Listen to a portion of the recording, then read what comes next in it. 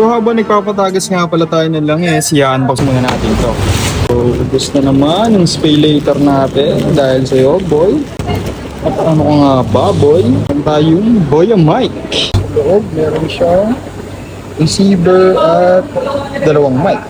Gamitin natin. So meron nga pala tayo ditong Toyota Avanza. Magbababa tayo ng oil pan. Kasi puro oil sludge to. Lilinisin natin yung strainer niya. Balik lang natin tong drain plug. Puro beta gray yung mga tornilyo na tatanggal natin, no? Meaning, nababa na to dati. Ayun, no? Puro sila beta gray. Nababa na to dati. Pinagtara na lang na Betagway. So, magsiside coast muna tayo ng change oil. Meron tayo dito Hyundai Accent.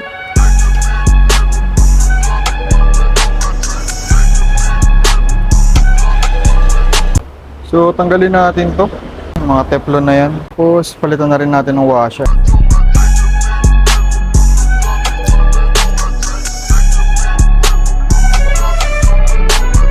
Palayin lang yung Boss X-Tier 5W30.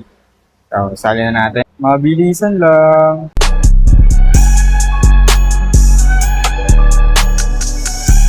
Pwede natin. Sakto na siya mga boss. Sa hangin taka-practice. Punasan na rin natin ng konti.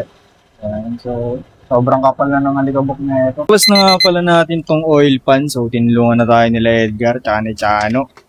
Ayan, kasi magbabaklas pa ng tani. Yung rear crankshaft oil seal niya, palitin na din. So, ito yung strainer niya. Yan yung sobrang dumi.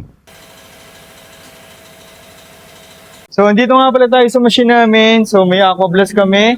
So, lilinisin natin yun yung oil pan. Lilinisin pala nila yung oil pan. Lilinis na kayo ni Chano.